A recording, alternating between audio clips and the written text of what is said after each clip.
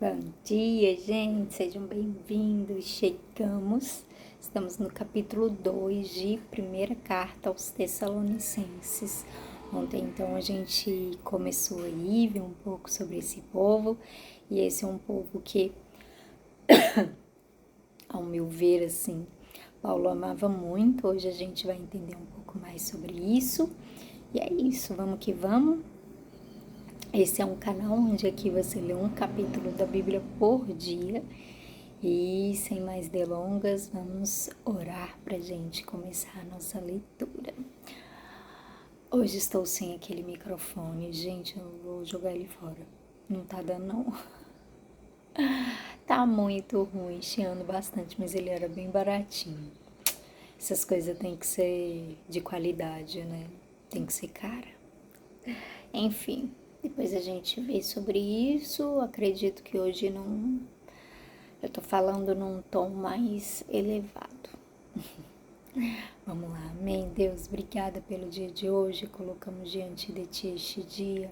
Nossa mente, nossa memória, faz-nos guardar, Deus, a Tua mensagem, a Tua palavra no nosso coração para não pecarmos contra Ti. Em nome de Jesus, dá-nos entendimento dela para que não só possamos ouvir, como também praticá-la, Deus, colocar ela, sabe, Deus, nas nossas vidas, no nosso cotidiano. Por isso, Espírito Santo de Deus, fala conosco naquilo que precisamos ouvir e seguir a Tua voz. É o que nós oramos, te pedimos, coloco diante de Ti todo esse dia de hoje, a vida de cada um aqui, Pai, que parar para assistir esse vídeo, em nome de Jesus. Amém? Bora. Vai dizer assim: vocês sabem muito bem, irmãos, que a nossa visita não ficou sem proveito. Sabem também como fomos maltratados e insultados na cidade de Filipos, antes de chegarmos aí em Tessalônica. Fomos muito combatidos, mas o nosso Deus nos deu coragem para anunciar a vocês a boa notícia que vem dele. Aquilo que anunciamos a vocês não se baseia em erros ou má intenções.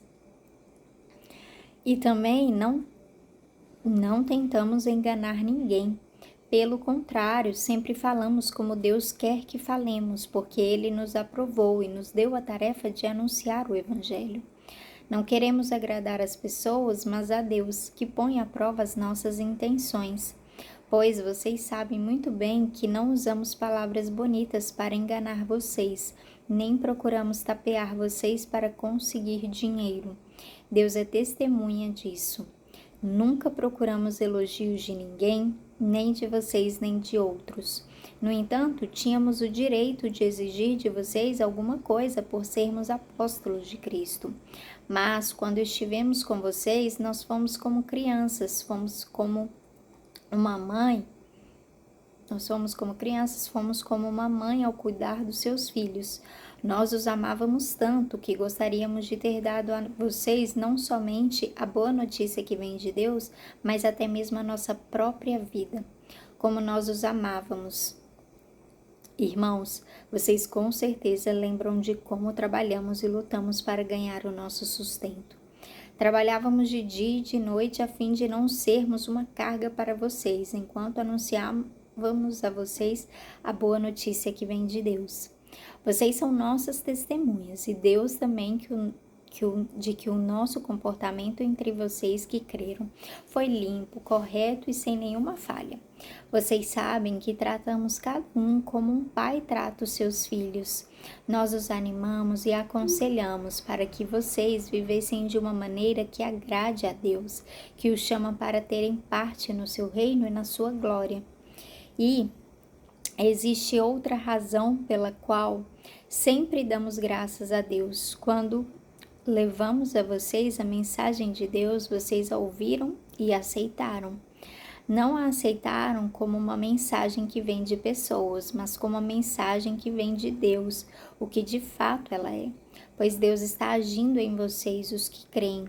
Meus irmãos, o que aconteceu com vocês já havia acontecido também com as igrejas de Deus na Judéia, com o povo dali que pertence a Cristo Jesus. Vocês foram perseguidos pelos seus próprios patrícios, do mesmo modo que os cristãos da Judéia foram perseguidos pelos judeus. Foram os judeus que mataram o Senhor Jesus e os profetas e também nos perseguiram. Eles desagradam a Deus e são inimigos de todos. Tentam até nos impedir de anunciarmos a mensagem de salvação aos não-judeus. Com isso, eles completam o total dos pecados que ele tem cometido. Mas agora o castigo de Deus caiu finalmente sobre eles. Irmãos, nós tivemos de nos separar de vocês por algum tempo. Estamos longe dos olhos, mas perto do coração. Sentimos muita saudade de vocês e gostaríamos de vê-los outra vez. Por isso, quisemos ir até aí fazer uma visita a vocês. Pelo menos eu, Paulo, quis fazer isso mais de uma vez, mas Satanás não deixou. Afinal, quando nosso Senhor Jesus vier, vocês e ninguém mais são de modo todo especial a nossa esperança, a nossa alegria e o nosso motivo de satisfação diante dele pela nossa vitória. Sim, vocês são o nosso orgulho e a nossa alegria. É isso, capítulo 2 então. E eu quero começar comentando um pouco aqui sobre esse versículo 6, que vai falar assim: nunca procuramos elogios de ninguém, nem de vocês, nem de outros. Também mais em cima, né, um pouco antes, vai falar que ele também não procurava agradar ninguém com a sua mensagem, né? Então, assim, a gente vê um interesse genuíno, sabe?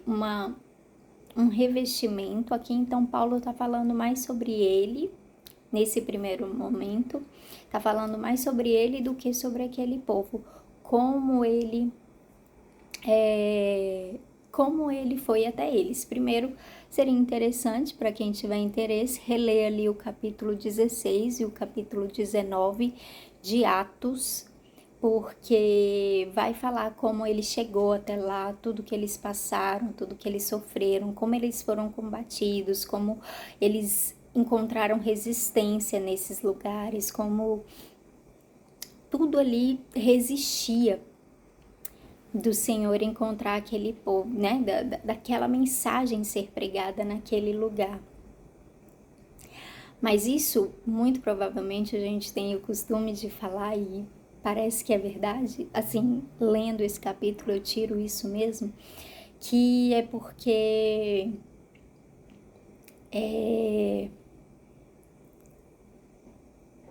aquelas pessoas estavam prontas. Esses dias não, já faz um tempinho.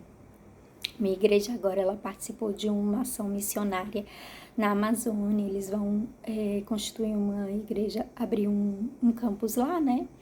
Mas antes disso já tinha gente fazendo esse trabalho lá. Se eu não me engano, são eles. Mas enfim, já tinha gente fazendo esse trabalho lá. Da minha igreja também, né? E lá, gente, existem aldeias ainda que não ouviram falar de Jesus, né? Pode parecer que não, a gente às vezes acha, gente, né? Às vezes pensa que, tipo, o Brasil todo já foi evangelizado, o mundo todo, mas existem grupos, existem, né? O nosso trabalho aqui, eu considero mais de etnia, assim. Qual a diferença? Ai, eu já tô começando a... qual a diferença entre etnia e povos, né? E povos não alcançados. Etnia é um grupo ideológico muitas vezes, sabe? Todas as pessoas vão encontrar Jesus, digamos assim, né? Todas as pessoas precisam ouvir o nome de Jesus antes dele vir. A gente ontem falou um pouquinho, né, sobre Paulo apontar aí para esse futuro. E aí, as etnias, de fato, às vezes já ouviram falar de Jesus. E aí, existem povos que nunca ouviram. Tem gente que realmente nunca ouviu, né? Então, a etnia seria o quê? Seria uma cultura diferente da sua, né? Aqui no nosso caso, vamos supor, os roqueiros, né? Tudo isso é etnia. Quem mais? as pessoas que, os de reggae, enfim, etnias são essas culturas, essas mentalidades diferentes.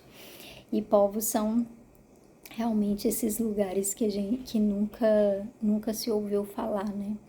Então, voltando aqui ao assunto, não sei porque que eu fugi tanto, mas voltando, então vai dizer que aí esses meninos, né, que já fazia esse trabalho na Amazônia, chegou e de fato essas pessoas estavam lá e estavam assim, porque diz que há muito tempo atrás morreu uma pessoa falando que um homem iria anunciar para eles sobre algo, sobre uma palavra, sobre, enfim, sobre o verdadeiro Deus. E aí, quando esse menino chegou com essa palavra, eles tiveram a convicção em seus corações. E aqui, pelo visto, com Tessalonicenses, foi meio que isso. Eles aceitaram de uma maneira muito rápida e muito, tipo, sabe quando o Espírito já estava trabalhando sobre aquilo, sabe? E aí, quando Paulo e Silas chegaram naquele lugar, eles abriram o coração de maneira muito rápida, sabe? Eles entenderam de maneira muito própria do Evangelho, né? Vai falar aqui no versículo 15 ou 16. Vocês foram os judeus que mataram, não, 14. Meus irmãos, o que aconteceu com vocês já havia acontecido também com as igrejas de Deus na Judéia, com o povo. Não é aqui, pera. Não a aceitaram, versículo 13. Não a aceitaram como uma mensagem que vem de pessoas, mas como uma mensagem que vem de Deus, o que de fato ela é. Pois Deus está agindo em vocês, os que creem. Então, quando aquelas pessoas, né?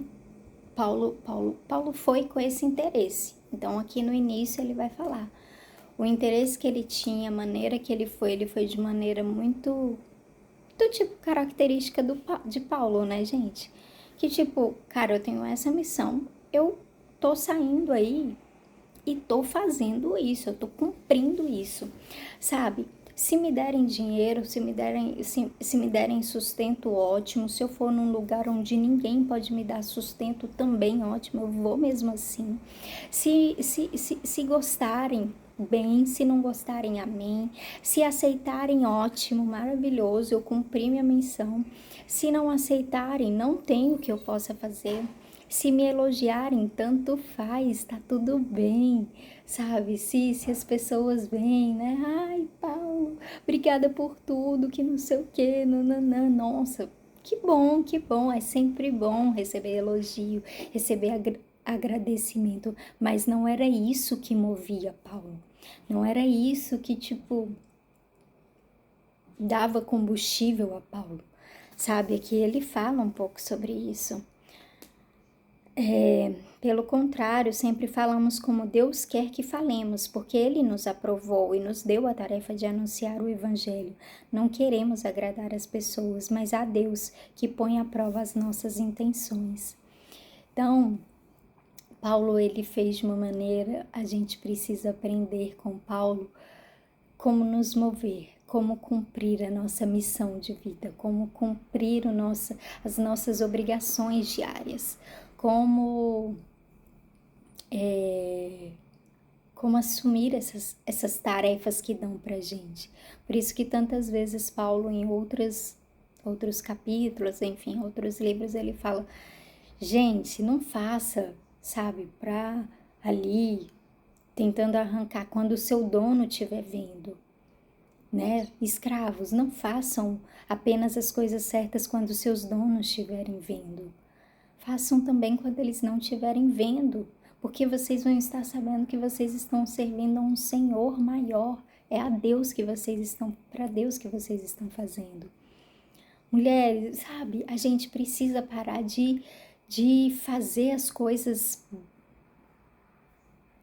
dando tudo nosso, tudo de nós, apenas, tipo, quando estamos sendo vistos ou quando estamos sendo pagos, sabe?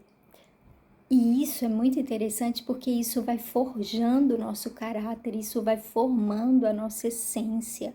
Não é sobre. Não é sobre. Tipo. Não é, tá, eu vou estar cumprindo uma coisa. Quando Paulo fala, ele não fala só no sentido de você fazer aquilo ali. Ele sabe que aquilo tá gerando uma coisa, sabe, dentro de você.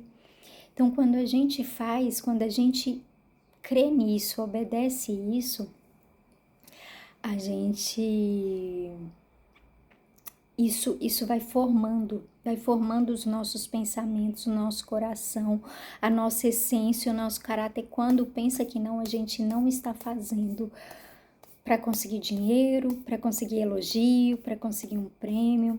Aí Paulo, para completar aqui, para finalizar, nosso tempo já acabou, ele vai falar e vai vir aí, ele vai falar, né? Mas é claro que a gente esperava alguma coisa. E o que a gente esperava, vocês nos trouxeram, Tessalônica ali. O que era? A gente tem certeza de que nós vamos apresentar a vocês, sabe? Quando no dia ali do juízo, no dia que Jesus, né, tiver falando, Paulo, e aí? O que você fez da sua vida? Ele vai ver aí, ele vai falar, eu tenho certeza. Se ninguém se converteu, eu sei que essa igreja aqui é alguém que eu posso, sabe, confiar que, tipo, se converteram, digamos assim. Afinal, no versículo 19, afinal, quando nosso Senhor Jesus vier, vocês e ninguém mais são de modo todo especial a nossa esperança, a nossa alegria e o nosso motivo de satisfação diante dele pela nossa vitória. Sim, vocês são o nosso orgulho e a nossa alegria. É isso, eu vou finalizar para não ficar muito comprido. Deus abençoe. Tchau, tchau.